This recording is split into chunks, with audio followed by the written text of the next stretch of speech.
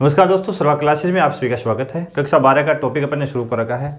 आज अपन देखेंगे द्वितीय क्रियाकलाप। प्राथमिक की चर्चा अपन ने कर ली है और द्वितीय क्रियाकलाप जो है उसको संपूर्ण चैप्टर का अपन विस्तार से यहाँ पे उल्लेख करेंगे और जो भी प्रश्न बनेंगे ऑल ओवर सिलेबस जो है अपन कवर करेंगे। तो ज़रूर जुड़े रहे हमारी से सर्वा क्लासेज से। तो आज का अपना टॉपिक कौन सा रहेगा? द्वितीय के क्रियाकलाप।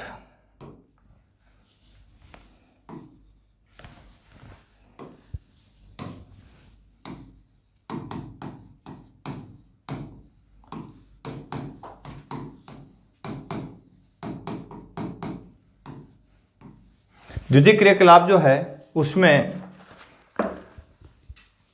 सबसे पहले इसकी डेफिनेशन क्या होती है, किसे कहते हैं, यहां से अपन शुरू करते हैं। तो पहला प्रश्न यही हो जाएगा, द्वितीय क्रियाकलाप किसे कहते हैं। यदि आप चैनल पे नए हो तो चैनल को सब्सक्राइब जरूर कर लें, बेल आइकन दबा लें ताकि जैसे ही वीडियो अपलोड होगा आप तक इसका नोटिफिकेशन आ जाएगा। 12वीं क्लास के अधिक से अधिक स्टूडेंट्स हैं उन तक शेयर करते रहें ताकि उनको भी अपने इस मिशन का फ़ायदा मिल सके।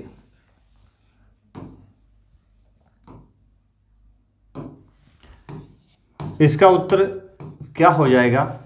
उत्तर इसका हो जाएगा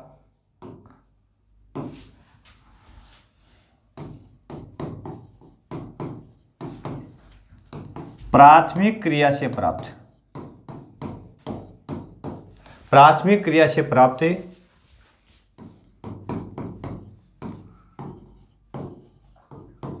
कच्चे माल को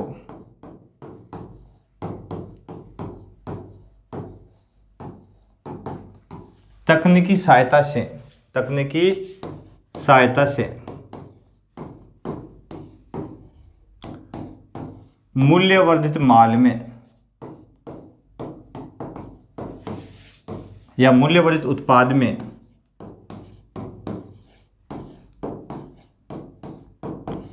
बदलने की क्रिया क्या कहलाती है? द्वितीयक क्रियाकलाप कहलाती है। द्वितीयक क्रिया कहलाती है।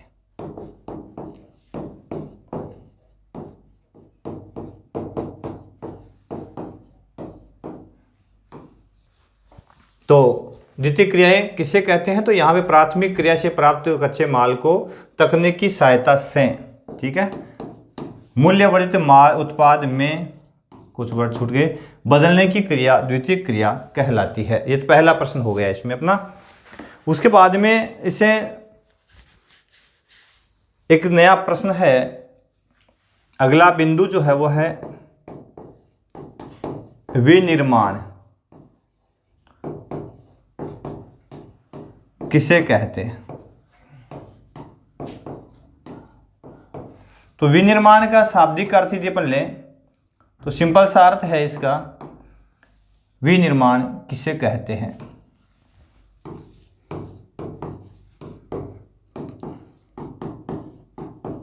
तो विनिर्माण का अर्थ है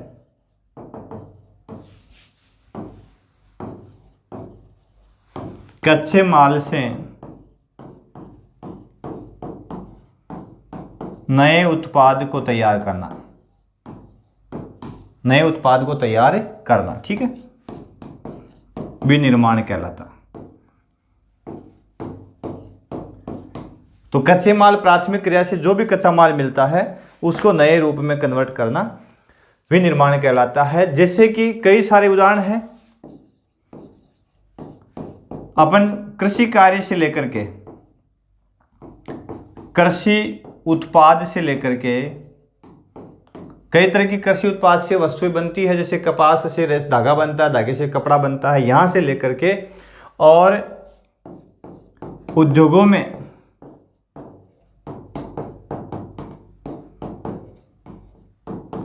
निर्मित उत्पाद, ये सारे किसमें शामिल होते हैं? विनिर्माण में शामिल होते हैं। तो इसमें इसकी विशेषता विनिर्माण की क्या होती है कि इसमें मुख्य रूप से किसका उपयोग होता है? तकनीकी का उपयोग होता है, विद्युत का, मशीनरी का उपयोग होता है, यंत्रों का उपयोग होता है, विद्युत का उपयोग होता है, ठीक है। पूंजी की विशेष आवश्यकता रहती है, तो कई सारे इसके उपयोग होते हैं। अगला प्रश्न यहां से अपना बन रहा है कि आधुनिक बड़े निर्माण की प्रमुख विशेषताएं क्या है? अगला प्रश्न है, आधुनिक बड़े निर्माण की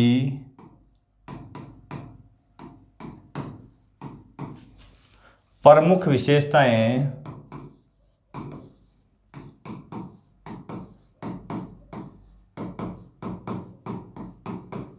क्या है? आधुनिक बड़े निर्माण की प्रमुख विशेषताएं क्या है? अब देखो भाई, सिंपल सो ही है, वो ज़्यादा हार्ड कौन नहीं। आज का जो बड़ा निर्माण है उसमें विशिष्टता कौन कौन सी पाई जाती है? तो इसमें पहली विशेषता इसकी है कौशल विशिष्टीकरण।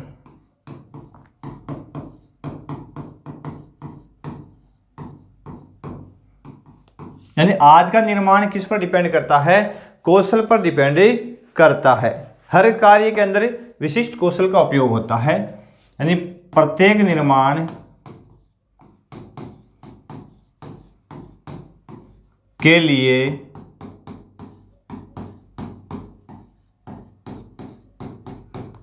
अलग अलग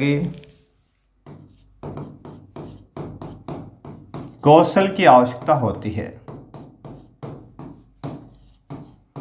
यानी सिंपल भाषा में कोई भी काम करा जाना आज नहीं कि एक विधि में सारा काम हो जाए, प्रत्येक कार्य के लिए अलग अलग विधि होनी जरूरी है। लकड़ी का काम अलग विधि करना पड़सी, कपड़ा का काम अलग विधि करना पड़सी, तो प्रत्येक निर्माण कार्य अलग विधि, तो प्रत्येक काम के लिए अपन के चाहिए अलग अलग कौशल चाहिए, ठीक है।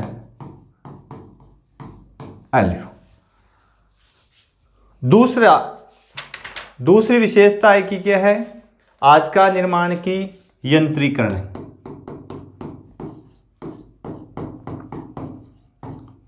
पहली भाई सारो काम हाथों में आकर तो आज संभव को नहीं, क्योंकि टेक्नोलॉजी बढ़ी, तकनीकी बढ़ी भी, किस आगे हर कार्य के लिए आवश्यकता है कि यंत्रों को उपयोग, क्योंकि हाथों यदि आप काम करा तो संपूर्ण जो उत्पादन है उसकी मात्रा बहुत कम हुआ है, बहुत कम मात्रा में इकाई जो है वह बना सका। इसलिए जो डिमांड है, बाजार की डिमांड है, भी की पूर्ति पर कर कौन सका, तो आवश्यकता है। आज के निर्माण की महत्वपूर्ण विशेषता है यंत्रीकरण, है ना।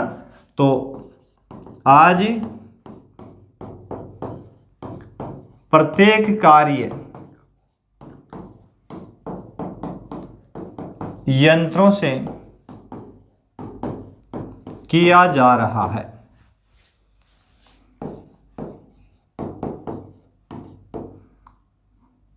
यानी यंत्रों का उपयोग हर क्षेत्र में हो रहा है, जैसे लोह इस्पात कारखाना मशीनों से, यानी हर कार्य अपन कहें तो किसमें यंत्रों का उपयोग करने के लिए, स्वचालित जो यंत्र है उनका उपयोग करके ही हर कार्य को किया जाता है।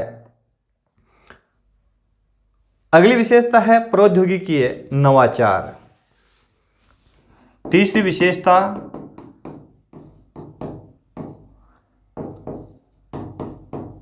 प्रौद्योगिकी नवाचार। भाई तकनीकी दिन पर दिन बढ़ती जा रही है, ठीक है, तो हर दिन अपन देख रहे हैं कुछ नया आ रहा है और हर क्षेत्र में सुधार हो रहा है, ठीक है। तो अपन देख रहे हैं कि वर्तमान में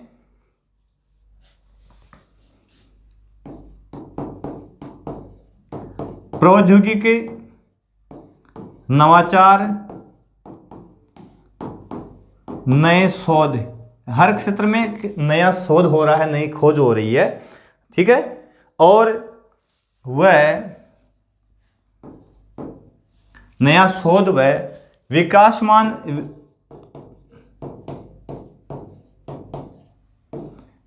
युक्तियों का उपयोग, यानी आज आप काम ने बढ़ावा के लिए अनेक प्रकार की युक्ति काम में ले रहे हैं ना, विकासमान युक्तियों का प्रयोग, विकासमान युक्तियों का प्रयोग अपन कर रहे हैं। और उसके साथ साथ में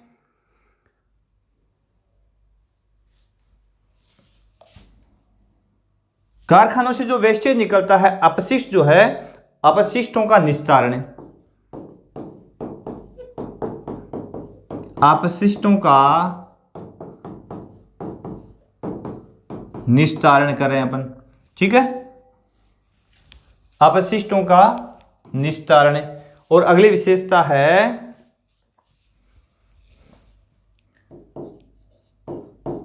अदक्षता की समाप्ति, अदक्षता की समाप्ति। आजकल वो बात नहीं है कि किसी कार्य में बिना कोई जाने पहचाने कोई भी किसी भी कार्य को कर ले, ऐसा नहीं हो सकता।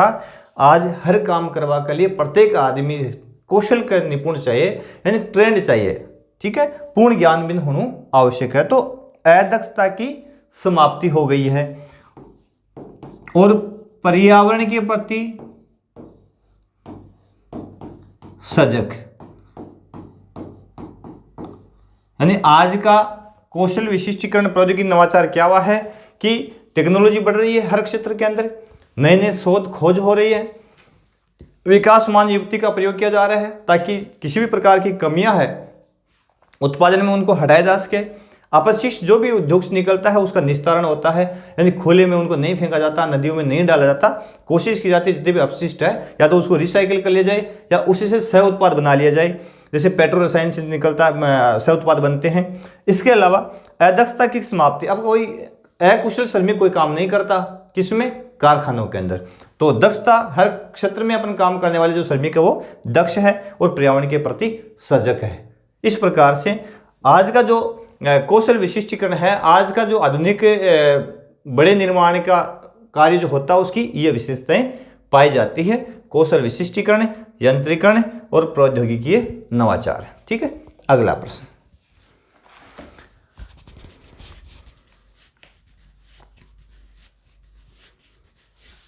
आधुनिक निर्माण की विशेषताएं।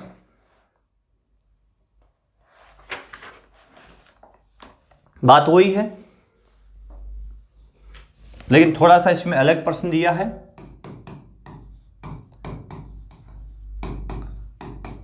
सेम ही बात, आधुनिक निर्माण की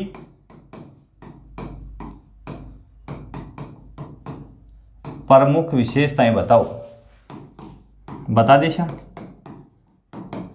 आधुनिक निर्माण की विशेषता भी क्या विशेषता है, तो आज का निर्माण की प्रमुख विशेषता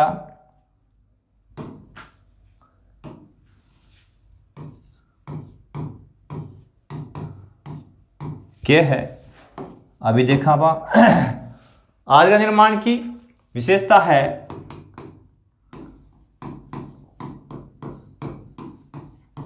जटिल प्रौद्योगिकी तंत्र। भाई जो भी काम होता है वो काफी जटिल है, हर कोई व्यक्ति इजीली उसको कर नहीं सकता। दूसरा, अत्यधिक विशिष्टीकृत, अत्यधिक विशिष्टीकृत, हर कार्य अत्यधिक विशिष्टीकृत है। तीसरा, अल्प लागत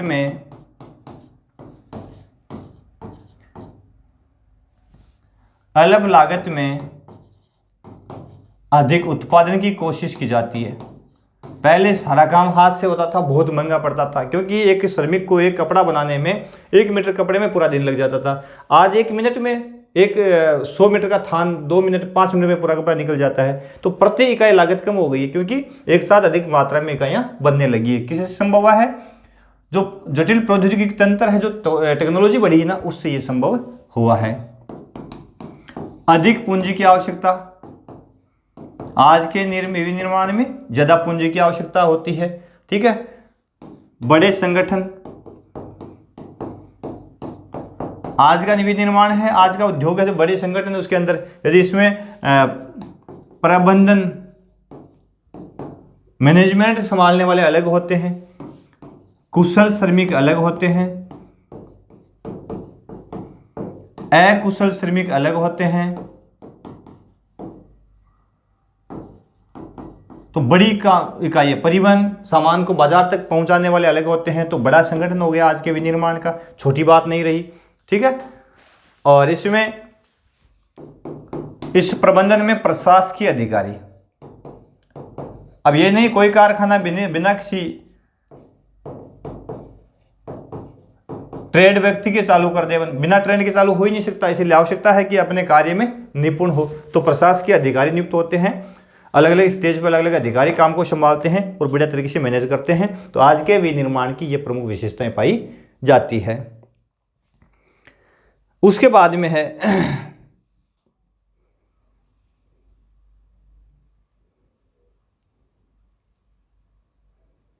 अगला प्रश्न है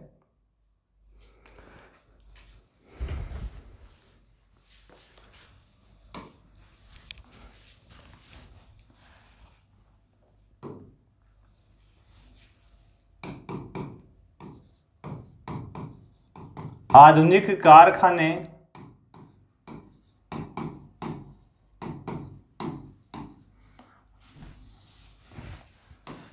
साफ ही नहीं आ रहा होगा ना।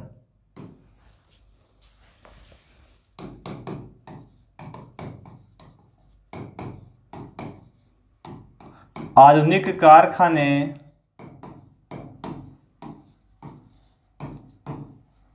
अपनी स्थापना के लिए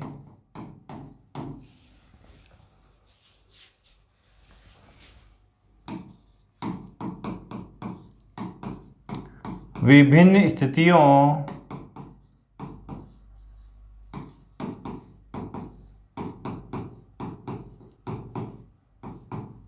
का चुनाव करते हैं। क्यों का चुनाव करते हैं?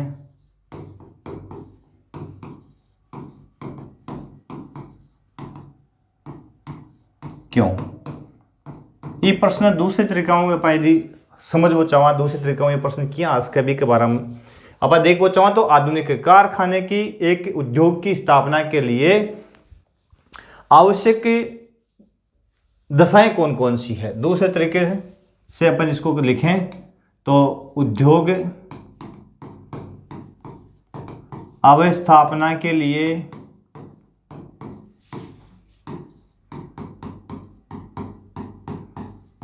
आवश्यक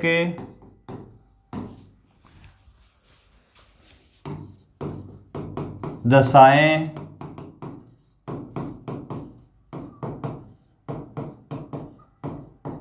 कौन कौन सी है। ठीक है, वही प्रश्न है भाई, कोई ज़्यादा चेंज को नहीं कमाए, बात एक ही है। कई कारखानों लगावा के लिए कौन कौन सी कंडीशन होनी चाहिए कि कारखानों लगाए जा सके ना। तो एक कारखाना लगाने के लिए सबसे महत्वपूर्ण होता है कि कच्चा माल वहां पे उपलब्ध हो। एक उद्योग के लिए की स्थापना के लिए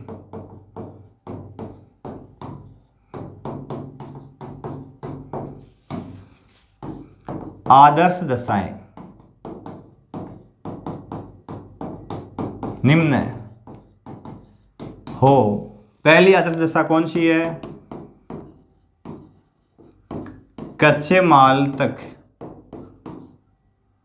अभिगम्यता। इसमें अपनी बुक में अभिगम्यता लिखा हुआ है, यही कच्चे माल की आपूर्ति कह सकते हैं इसको अपन। अपनी सामान्य विधि में याद करा तो कच्चे माल की आपूर्ति हो उसका। ठीक है, तो कच्चे माल की आपूर्ति। तो एक कारखाना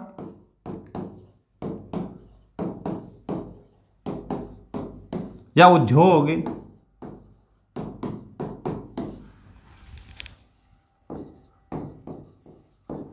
उन्हीं भागों में प्राथमिकता से स्थापित किया जाता है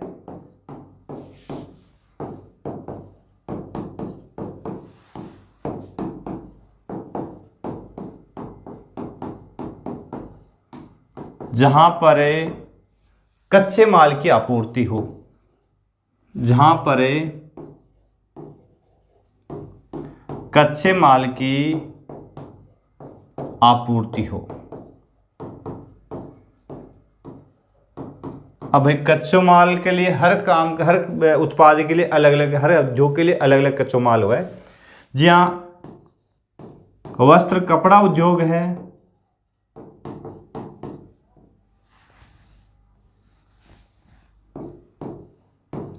तो कपड़ा उद्योग के लिए कच्चो माल क्यों उगो?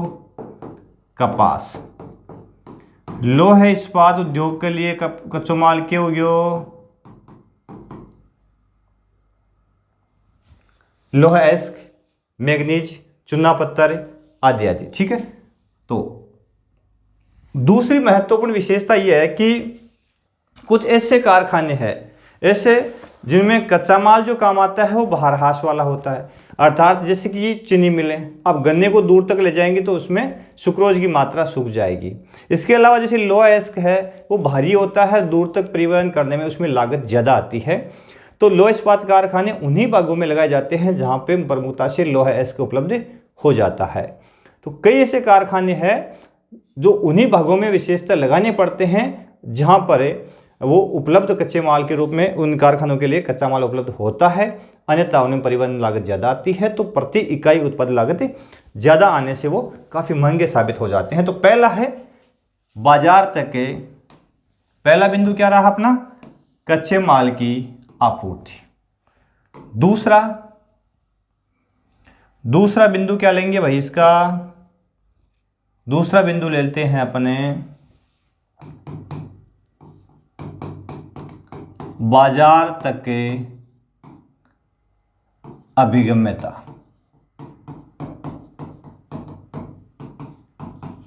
अब यहां बाजार से मतलब दुकानों से नहीं है, इसका मतलब है उद्योग में उत्पादित माल के लिए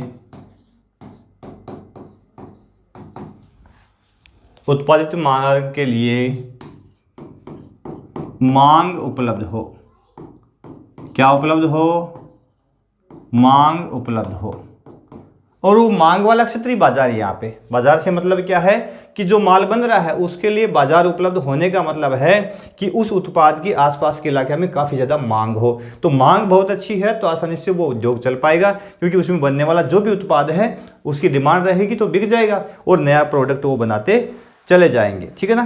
तो बाजार तक अभिगम्यता, यदि दूर दूर तक अपन माल को ले जाएंगे तो इससे क्या होगा?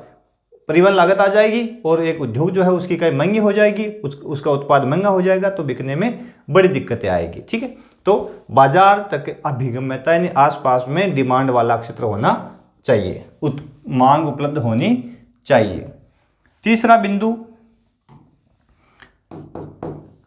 बिंदु इसमें ले लेते हैं अपने श्रम आपूर्ति। श्रम आपूर्ति। अब देखो एक कारखाने में काम करने के लिए श्रमिकों की आवश्यकता होती है, तो उद्योग के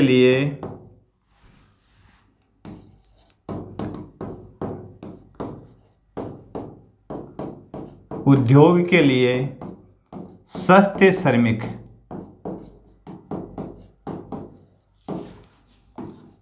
व कुशल श्रमिक, सस्ते व कुशल श्रमिक उपलब्ध हो।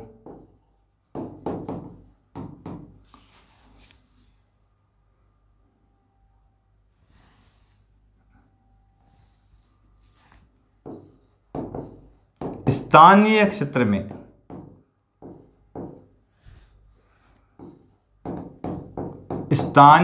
में उपलब्ध हो। तो ये बहुत जरूरी है कि सस्ते श्रमिक मिल जाए। यदि श्रमिक अपन दूर से लाएंगे तो प्रति श्रमिक की लागत ज़्यादा आएगी, उसको रखने का, उसको वो मेहनत भी ज़्यादा लेगा, मेहनताना जो मजदूरी है वो भी ज़्यादा लेगा। तो आवश्यकता है कि वहीं स्थानीय स्तर पर श्रमिकों की उपलब्धता हो और वो कुशल भी हो, काम करने में निपुण भी हो, तो इजीली एक उद्योग है उसकी अवस्थापना की जा सकती है। तो सस्ते श्रमिकों की उपलब्धता होनी चाहिए। उसके बाद में क्या चाहिए?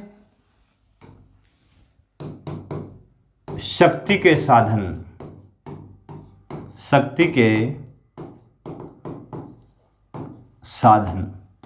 अब एक कारखाना यदि अपन कहीं लगाते हैं तो उसके आसपास में शक्ति के साधन यानी उद्योग को चलाने के लिए ऊर्जा की आवश्यकता रहती है। भाई उद्योग को चलाने के लिए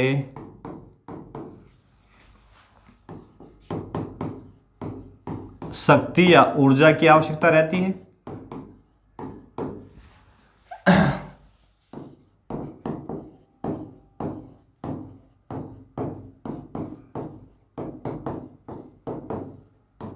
जो स्थानीय स्तर पर उपलब्ध हो जाना चाहिए, उपलब्ध हो जाना चाहिए। जैसे क्या क्या शक्ति के साधनों के रूप में कोयला मिल जाए, किसी के लिए प्राकृतिक गैस या खनिज तेल की आवश्यकता उसे चलता हो तो वो मिल जाए, या जल विद्युत मिल जाए आदि, तो आसानी से कारखाना चलाया जा सकता है। तो ये महत्वपूर्ण स्रोत है, बिंदु है कि शक्ति के साधन उपलब्ध होने चाहिए। उसके बाद में अगला बिंदु है, अगले पेज पे लिख देते हैं। अगला बिंदु है इसमें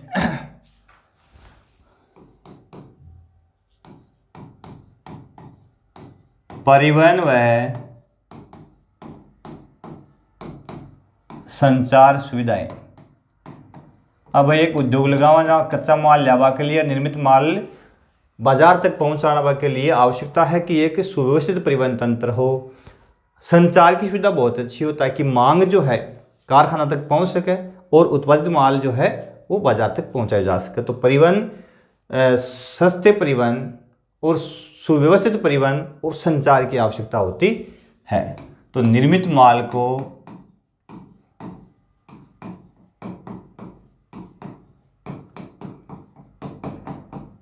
बाजार तक पहुंचाने व कच्चे माल को उद्योग तक लाने के लिए परिवहन तंत्र की आवश्यकता होती है, परिवहन की आवश्यकता होती है। अब इसमें सुविकसित परिवहन होना चाहिए। अब दूसरा है, डिमांड लेने के लिए संचार की सुविधा होनी जरूरी है ताकि लोग अपनी मांग कारखाने तक रख सके, अपना ऑर्डर दे सके, और बाजार में कारखाने के पास में संचार की सुविधा है तो बाजार में डिमांड के बारे में भी वो पता लगा सके। दोनों चीजें यहाँ होनी बहुत जरूरी है। ठीक है, उसके बाद में है अगला बिंदु है सरकारी नीति। बहुत ही महत्वपूर्ण फैक्टर है भाई, सरकारी नीति। अब सरकार चाहे कि कोई कंपनियां है, बहुराष्ट्रीय कंपनियां अपने यहाँ कारखाना लगाए, तो सरकार की नीति बड़ा महत्वपूर्ण रोल अदा करती है इसमें। कैसे करती है? सरकार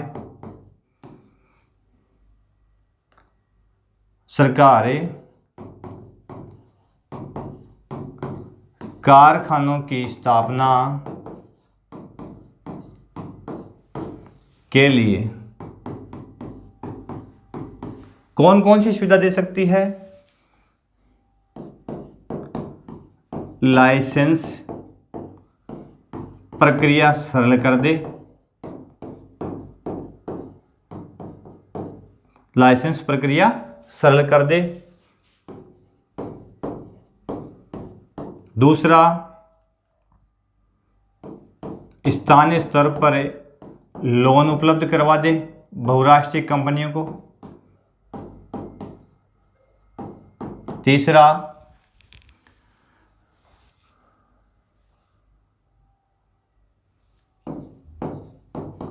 पर्यावरण मंत्रालय से अनुमति, क्योंकि एक कारखाना लगाने के लिए पर्यावरण मंत्रालय की अनुमति जरूरी होती है, तो यह उपलब्ध करवा दे। वह सस्ती दर पर जमीन मुहैया करवा दे। उपलब्ध करवा करे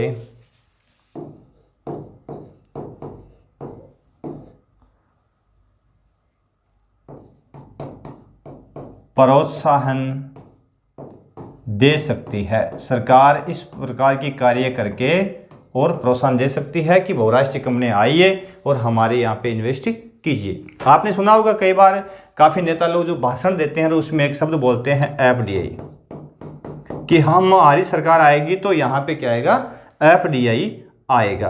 तो फॉरेन डायरेक्ट इन्वेस्टमेंट के लिए विदेशी कंपनियाँ आएगी, बहुराष्ट्रीय कंपनियाँ यहाँ पे आएगी। हम इस तरह की नीति रखेंगे ताकि वो कंपनियाँ अपने यहाँ आकर के और अपने कारखाने स्थापित करेगी, और कारखाने स्थापित करेगी तो वहाँ से बनने वाला जो उत्पाद है वो बाजार में आएगा। दूसरा, बहुराष्ट्रीय कंपनियाँ अपने साथ में श्रमिक तो लाएगी नहीं, तो यहाँ के स्थानीय स्तर पर लोगों को क्या मिलेगी, नौकरी मिलेगी। इससे हमें बहुत बड़ा फायदा होगा। तो बहुत बार नेता लोग प्रचार प्रसार करते हैं तो इस शब्द को प्राय यूज करते हैं कि हमारी सरकार भैया सी जरा एफडीआई ले श्या और लोगों ने रोजगार दे श्या, बढ़िया बढ़िया कारखाना लगा श्या, कच्चा माल को उपयोग उसी, ठीक है, और आम जनता में फायदा उसी, ठीक है।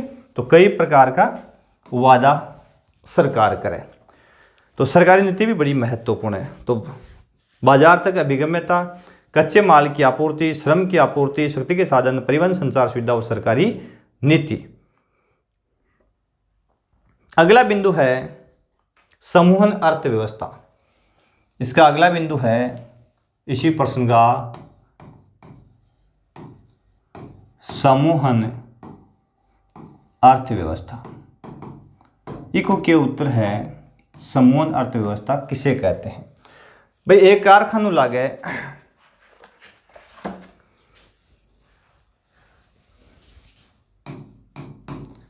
एक बड़े कारखाने उद्योग के आसपास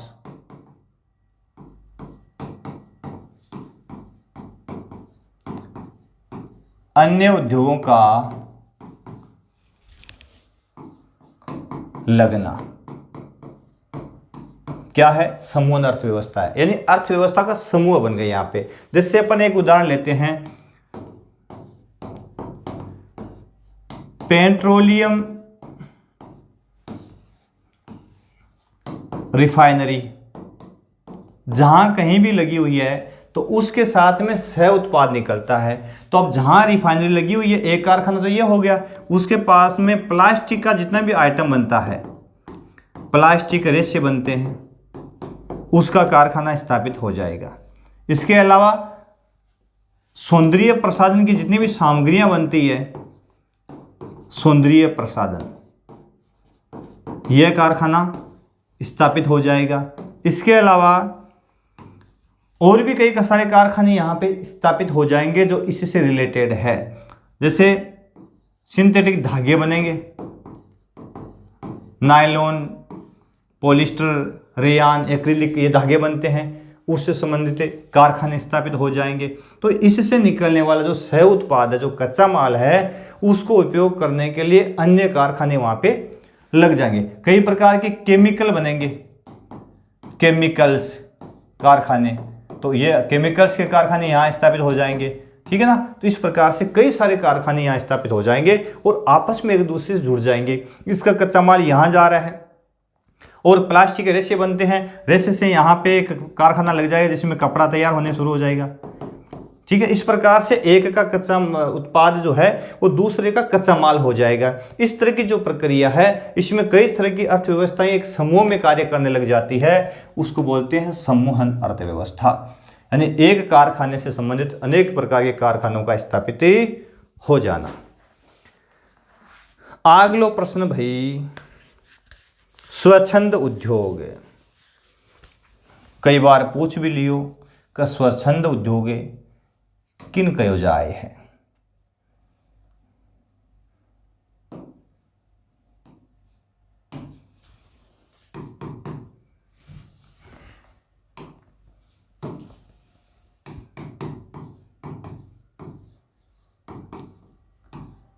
स्वच्छंद उद्योग किसे कहते हैं?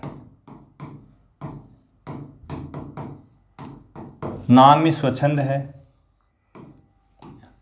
एक मतलब ये उद्योग के माए कोई कच्चा माल की आवश्यकता को नहीं हुआ।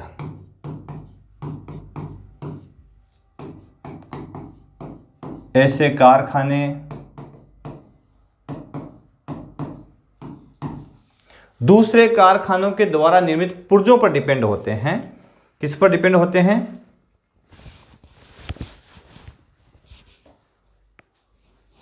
ऐसे कारखाने किसी कच्चे माल पर निर्भर न होकर, सीधी भाषा में लिखा भाई देख लीजिए, निर्भर न होकर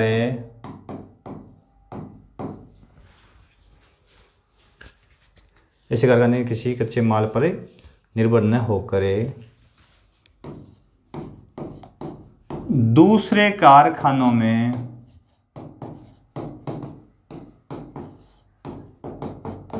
निर्मित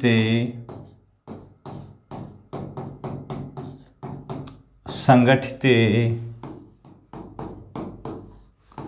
पुर्जों पर निर्भर होते हैं। ठीक है, एक कारखाने में जो कच्चा माल बनता है तो वो दूसरे उद्योग के लिए कच्चा माल निर्मित माल होता है एक उद्योग का, वो दूसरे उद्योग के लिए कच्चा माल हो सकता है। इसकी विशेषता क्या होती है?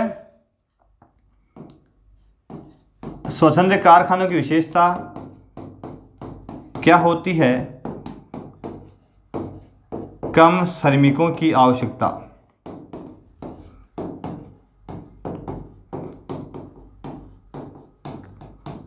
एक बात, कम उत्पादन, दो बात, और वह तीसरी विशेषता है प्रदूषण रहित। क्योंकि एक यानी कि कोई मशीन कौन चाल है जबकि नए उत्पाद बनावा है, बी कमाई यदि ईंधन जले और धुआं यदि वह कारखाना छोड़े यानी वो कोई प्रोडक्ट को नहीं हुआ। तो एक माँ पे हुए का स्वच्छंद कारखाना के माँ हुए के है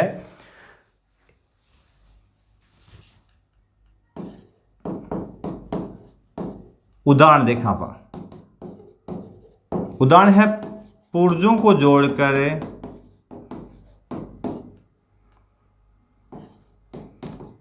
उत्पाद बनाना। जब कंप्यूटर बनायो, अब कंप्यूटर का कई पार्ट से साइडों मंगा लिया और बन संगठित कर दिया। ठीक है, एक कंप्यूटर बनायो, मोबाइल कई पार्ट्स लिया बन संगठित कर दिया, एक नया उत्पाद तैयार कर दियो। तो कई पार्ट्सों को जोड़ करके उनका काम होता है यहाँ इन उद्योगों में उनको कनेक्शन देना, यानी विभिन्न पार्ट्सों को जोड़ करके एक नया उत्पाद तैयार करना होता है। जिसे कारखानों को अपने क्या कहते हैं? स्वच्छंद उद्योग कहते हैं।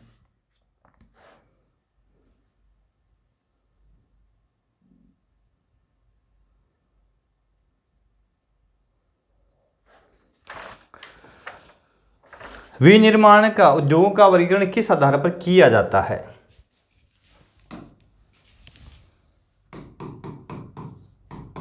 विनिर्माण उद्योगों का वर्गीकरण किन आधारों पर किया जाता है?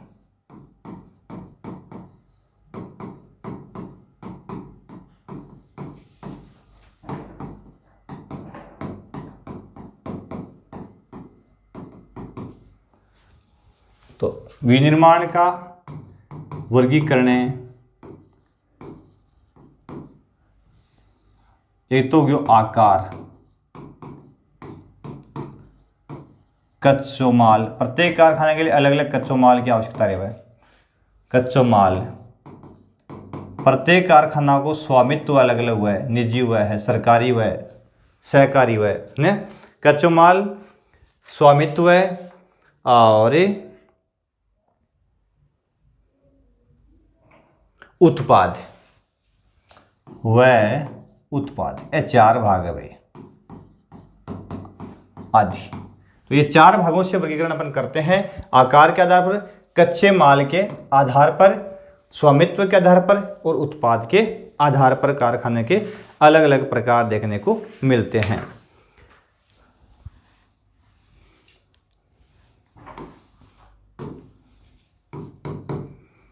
अगला प्रश्न है, आकार के आधार पर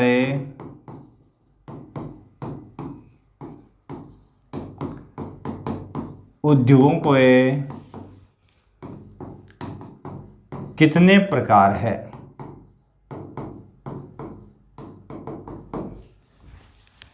सिंपल सी बात ही है,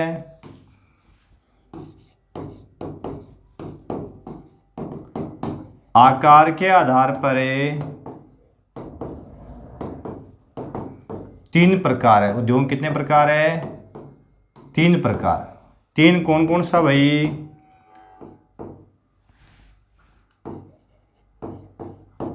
कुटीर उद्योग,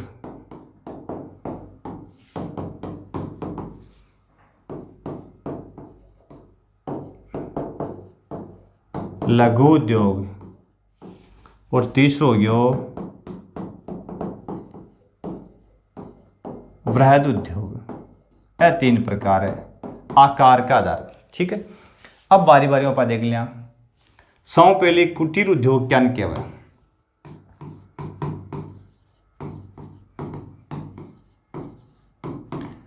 एकदम सिंपल परिभाषा बता दिया था ने।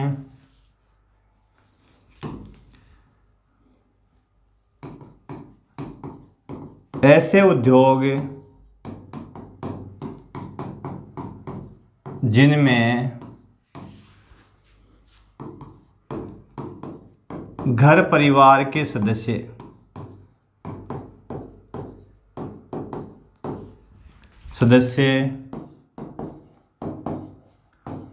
स्थानीय स्तर पर प्राप्त कच्चे माल का उपयोग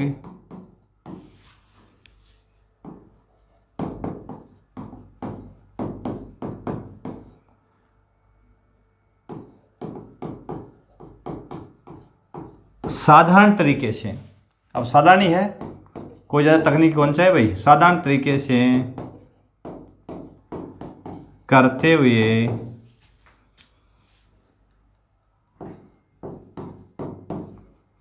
उत्पादन करते हैं। कौन से कारखाने कहलाते हैं? कुटीर उद्योग कहलाते हैं। अब कुटीर उद्योग का यदि आप साधारण स्थानीय स्तर पर उदाहरण यदि देखा तो दैनिक जीवन में काम वाली आपने जितनी भी चीज़ है वे सारी माजिया। एग्जाम्पल के रूप में आप देखा जै के स्थानीय स्तर पर लोग कई कपड़ा बनावे, दरी पट्टी और चटाई बनावे, झाड़ू बनावे। ठीक है, भी के अलावा और भी है,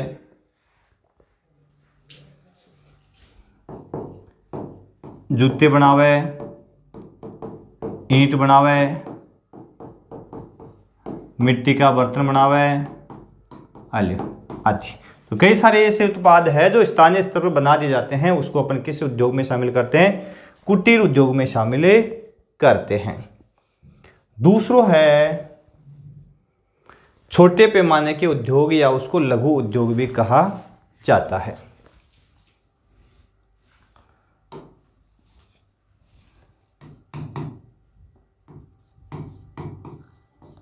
लघु उद्योग ऑब्लिक में लिखूं किताब के अनुसार छोटे पैमाने के उद्योग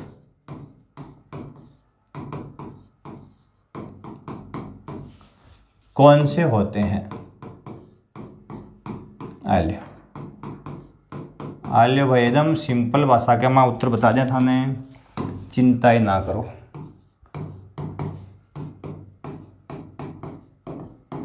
ऐसे उद्योग जिनमें, अब यहां कुछ कुशल श्रमिकों की आवश्यकता रहती है, ठीक है ना, और जिनमें कुछ कुशल श्रमिक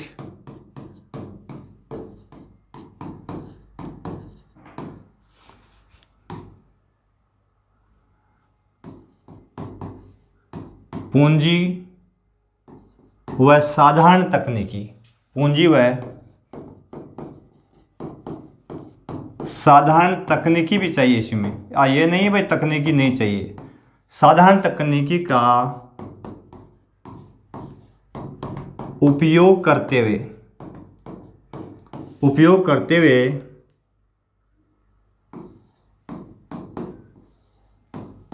घर के बाहर कह सकते हैं इसको, या घर में भी हो सकते हैं, विशेषकर घर के बाहर स्थापित होते हैं।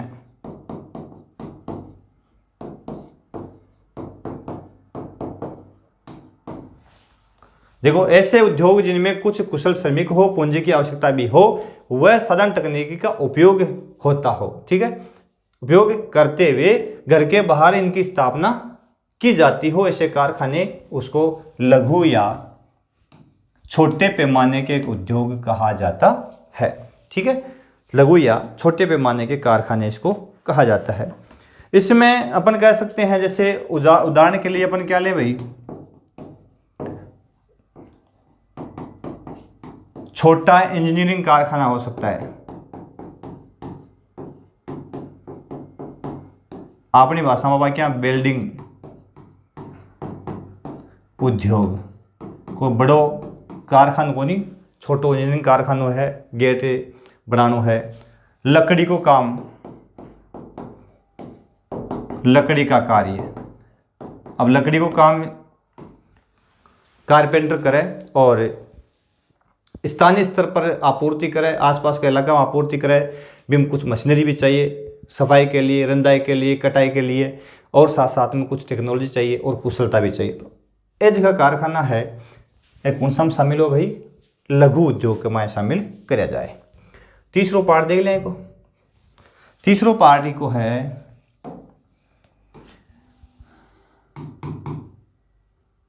बड़े आकार के उद्योग।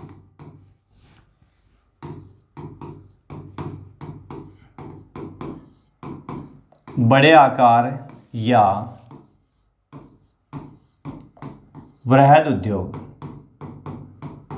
और तीसरो प्रकार है।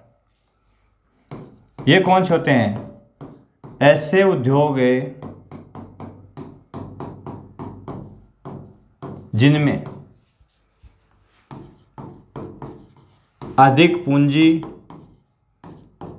अब पहले तो इसमें मात्रा आती थी कि 1 करोड़ से अधिक पूंजी की आवश्यकता होती है, आजकल वैसे कोई दायरा नहीं दे रखा है। अधिक पूंजी,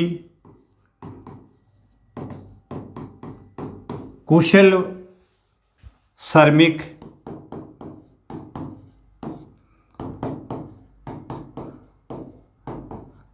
निश्चित प्रबंध सिस्टम मैनेजमेंट,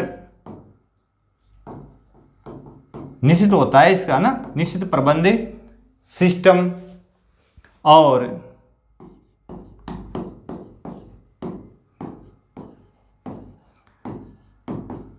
तकनीकी सहायता, तकनीकी ज्ञान। इसमें जो काम करते हो काफी ट्रेंड होते हैं, तकनीकी ज्ञान की आवश्यकता हो, ऐसे कारखाने किसमें शामिल होते हैं,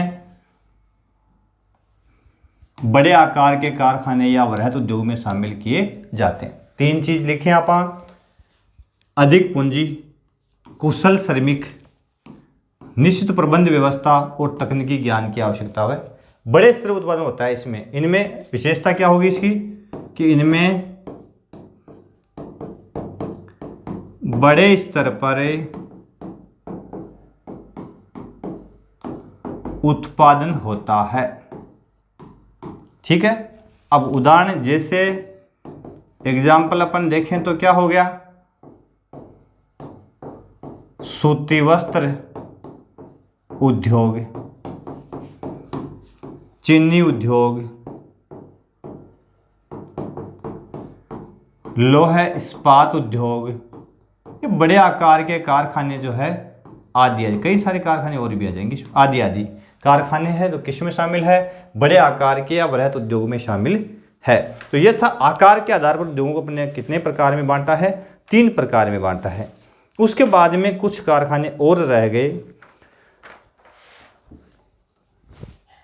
जैसे कच्चे माल पर आधारित कारखाने, कृषि आधारित भोजन प्रसंस्करण है, कृषि कारखाने, कृषि खनिज आधारित उद्योग है, रसायन आधारित उद्योग है, वनों पर आधारित है, पशु आधारित है, उपभोक्ता या आधारित है, उत्पादन या उत्पाद आधारित उद्योग है, निजी है, सार्वजनिक है, संयुक्त क्षेत्र के उद्योग है और उच्च प्रौद्योगिकी ध्रुव है। ये 4-5 कहें तो 10-15 प्रश्न और बचे हैं इसके, तो इन सब की चर्चा अपन करेंगे अगले कालांश में। और ये संपूर्ण टॉपिक बिल्कुल एक तरीके से अपन कहें तो क्लियरली चैप्टर के साथ में आपको क्लियर करवाया जा रहा है, एकदम से सिंपल और सरल भाषा में।